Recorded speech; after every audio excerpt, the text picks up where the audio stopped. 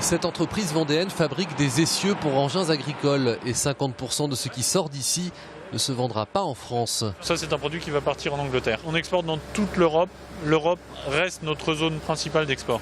L'Europe et depuis quelque temps l'Asie et surtout la Chine, un marché dans lequel cet entrepreneur s'est engouffré. Car si l'agriculture chinoise se développe lentement, ceux qui investissent passent des outils les plus rudimentaires aux technologies les plus avancées. Tout ça en un temps assez court. Les parcelles en Chine restent beaucoup plus petites que celles que nous connaissons chez nous. Donc la mécanisation prend encore du temps à se développer.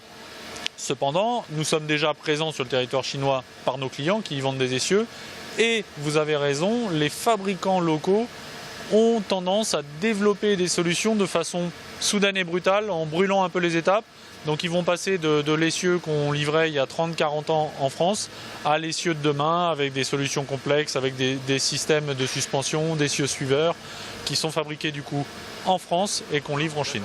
Un marché prometteur mais pas de tout repos. En effet, exporter sa production demande un investissement en argent mais aussi en temps. Pour exporter, en particulier en Chine, il faut être un peu marathonien parce que c'est un effort long qui ne paye pas tout de suite. Donc il faut être patient et savoir attendre et donc dépenser un petit peu d'argent. Avant 2008, l'export des entreprises vendéennes représentait 2 milliards d'euros. S'il est dit que l'ouverture aux marchés internationaux accuse un retard en Vendée, nos entreprises vendéennes ont su néanmoins passer la crise en s'ouvrant hors de nos frontières. Il y a eu une chute de 15-20% au moment de la crise. Et puis depuis, on est remonté et depuis 3 ans environ, on est quasiment retourné à ce niveau des 2 milliards.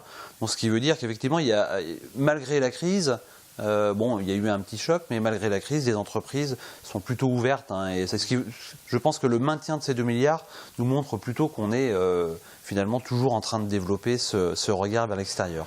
Le nautisme est le secteur qui exporte le plus du département. Vient après l'agroalimentaire et enfin, comme ici, celui de la mécanique et de la métallurgie.